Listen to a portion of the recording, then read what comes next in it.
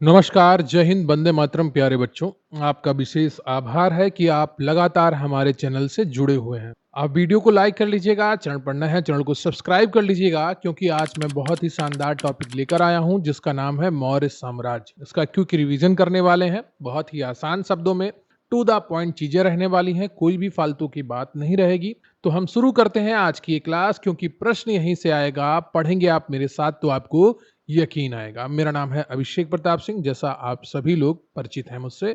तो सबसे पहले हम मौर्य साम्राज्य की स्थापना एवं प्रमुख शासक को देखेंगे। तो मौर्य साम्राज्य की स्थापना 322 ईसा पूर्व में चंद्रगुप्त मौर्य ने अपने गुरु चाणक्य कौटिल्य की सहायता से की थी। चंद्रगुप्त मौर्य ने मगध के नंद वंश के अंतिम शासक धनानंद को पराजित करके मौर्य वंश की नींव रखी। यह प्राचीन भारत का पहला अखिल भारतीय साम्राज्य था, जिसका विस्तार लगभग पूरे भारतीय उपमहाद्वीप में था। प्रमुख शासक की अगर बात की जाए तो इस साम्राज्य के, इस वंश के सब प्रमुख शासक में चंद्रगुप्त मौर्य, बिंदुसार और सम्राट अशोक प्रमुख थे। अगर हम बात करें चंद्रगुप्त मौर्य की, तो चंद्रगुप्त मौर्य को भारत का मुक्तिदाता भी कहा जाता है, क्योंकि उन्होंने यूनानियों के शासन से भारत को मुक्त कराया था। 305 ईसा पूर्व में उन्होंने यूनानी शासक सेल्यूकस निकेटर को हराया, जिसने अपनी पुत्री हेलेना कार्नेलिया का विवाह चंद्रगुप्त से किया था। सेल्यूकस ने अपना राजदूत मेगस्थनीज को चंद्रगुप्त के दरबार में भेजा था, जिसने इंडिका नामक प्रसिद्ध पुस्तक लिखी थी।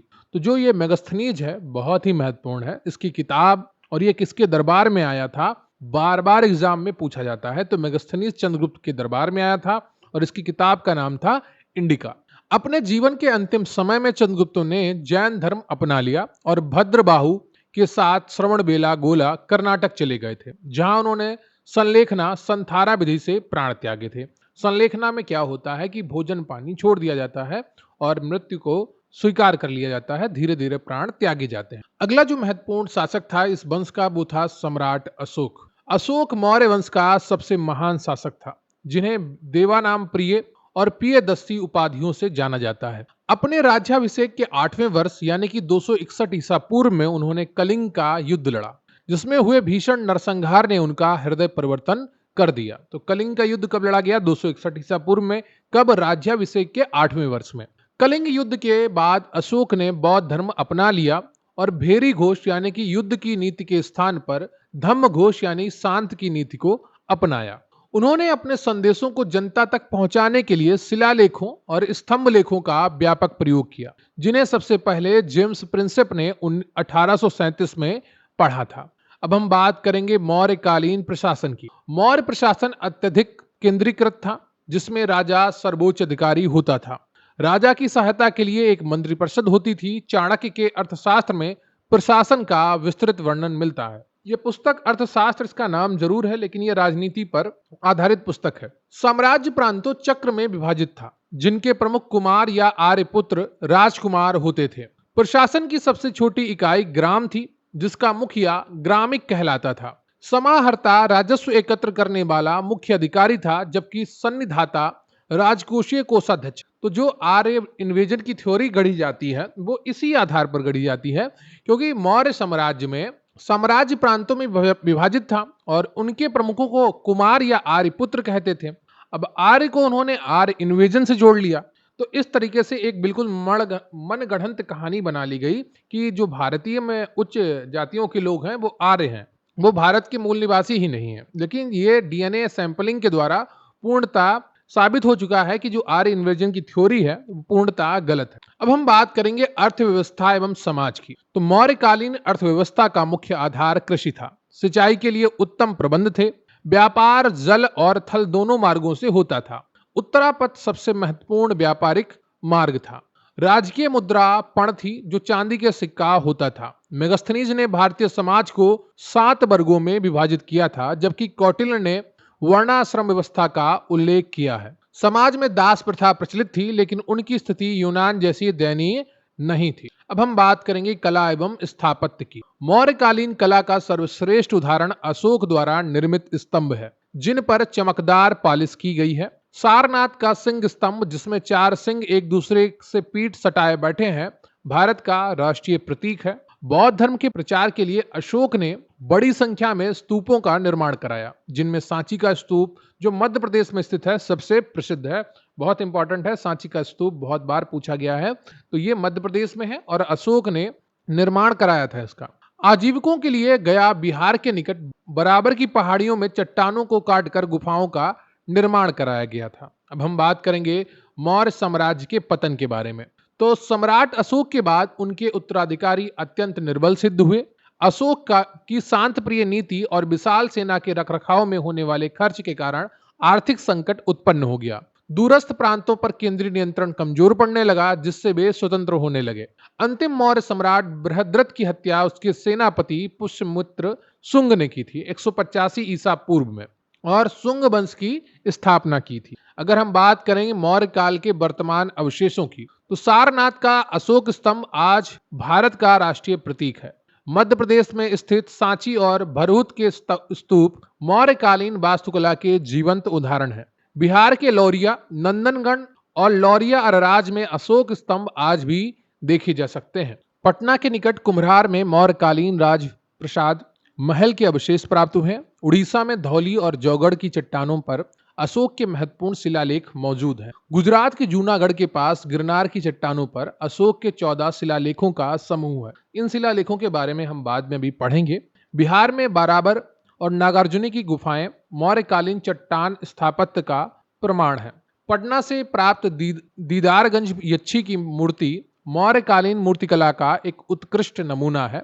उत्तर प्रदेश के सारनाथ में स्थित धम्मेक स्तूप का मूल निर्माण भी अशोक ने ही करवाया था। दिल्ली में स्थित दिल्ली मेरठ और दिल्ली टोपरा स्तंभों को फिरोज शाह तुगलक द्वारा लाया गया था। अशोक के 14 बृहद शिलालेखों की अगर बात की जाए तो पहला शिलालेख क्या कहता है कि पशु बलि की निंदा की गई है तथा समारोहों पर प्रतिबंध का उल्लेख है। दूसरा शिलालेख की अगर बात की जाए तो मनुष्यों और पशुओं दोनों के लिए चिकित्सा व्यवस्था तथा लोक कल्याणकारी कार्यों का उल्लेख है। तीसरे शिलालेख की अगर बात की जाए तो राजकीय अधिकारियों रज्जुक युक्त को हर 5वें वर्ष दौरे पर जाने का आदेश दिया गया है। चौथे शिलालेख की अगर बात की जाए तो भेरी घोष युद्ध की जगह धम्म घोष धम्म की नीति अपनाने की घोषणा की गई है। 5वें शिलालेख की अगर बात की जाए तो धम्म महापात्रों की नियुक्ति का उल्लेख मिलता है, जिनका कार्य धम्म का प्रचार करना था। छठा शिलालेख जो है वो आत्म नियंत्रण की शिक्षा देता है और प्रतिवेदकों को जो संवाददाता को भी किसी भी समय सूचना देने का आदेश है। जो प्रतिवेदक हैं, संवाददाता हैं, उनको किसी भी समय सूचना देने का आदेश देता है। 7वां शिलालेख कहता है कि सभी संप्रदायों के लिए सहिष्णुता की बात की गई है। यह सबसे लंबा शिलालेख है।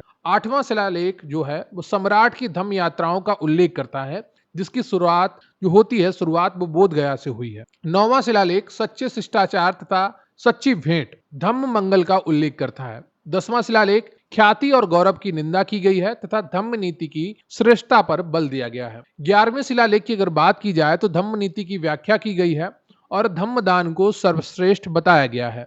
12वें शिलालेख की अगर बात की जाए तो धार्मिक सहिष्णुता पर जोर दिया गया है और स्त्री महामात्रों की चर्चा की गई है।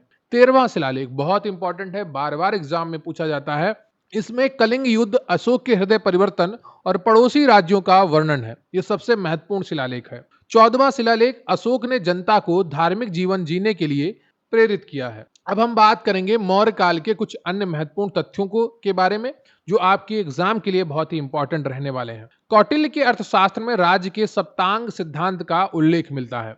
राजा, अमात्य, जनपद, दुर्ग, कोष, दंड और मित्र ये राज्य के सप्तांग सिद्धांत है। एक तो राजा होना चाहिए, अमात्य होना चाहिए, जनपद होना चाहिए, दुर्ग होना चाहिए, कोष होना चाहिए, दंड का प्रावधान होना चाहिए और मित्र का भी मित्र होने चाहिए राजा के। मौर्य काल में जासूसी व्यवस्था अत्यंत सुदृढ़ थी और जासूसों को गूढ़ पुरुष कहा जाता था। बिंदुसार को यूनानी लेखकों ने अमित्र घात, शत्रुओं का नाश करने वाला कहा है। अशोक ने बौद्ध धर्म के प्रचार के लिए अपने पुत्र महेंद्र और पुत्री संघमित्रा को श्रीलंका भेजा था। इंपॉर्टेंट है, बार बार एग्जाम में पूछा गया है।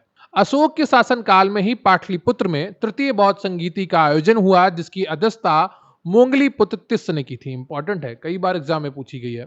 अशोक के अभिलेख मुख्यतः प्राकृत भाषा और ब्राह्मी लिपि में लिखे गए हैं। पश्चिमोत्तर भारत में प्राप्त अभिलेखों में खरोष्ठी, अरामाइक और यूनानी लिपियों का भी प्रयोग हुआ है। सरकारी भूमि को सीता कहा जाता था और इसका अध्यक्ष सीताध्यक्ष होता था। बिना वर्षा के अच्छी खेती होने वाली भूमि को अदेव मात्रक कहा जाता था। न्यायालय दो प्रकार के थे, धर्मस्थीय दीवानी मामले और कंटक शोधन फौजदारी मामले। व्यापारियों के काफिले को सार्थवाह कहा जाता था।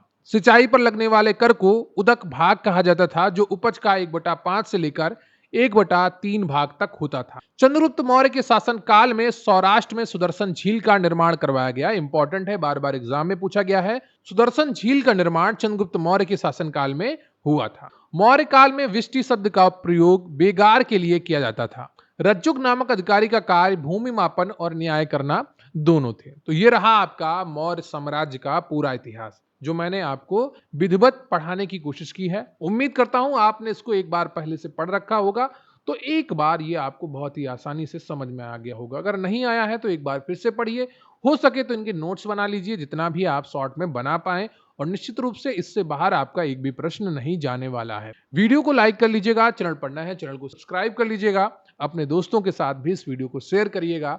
मुझे आपके कमेंट्स का इंतजार रहेगा। आपके कमेंट्स, आपका लाइक और आपका सब्सक्राइब हमारे लिए ऊर्जा का कार्य करता है। निरंतर हम आपके लिए परिश्रम करते रहते हैं ताकि अच्छे से अच्छा कंटेंट हम आपके लिए लेकर आ पाएं। मिलें फिर किसी वीडियो में, तब तक के लिए जय हिंद, जय भारत।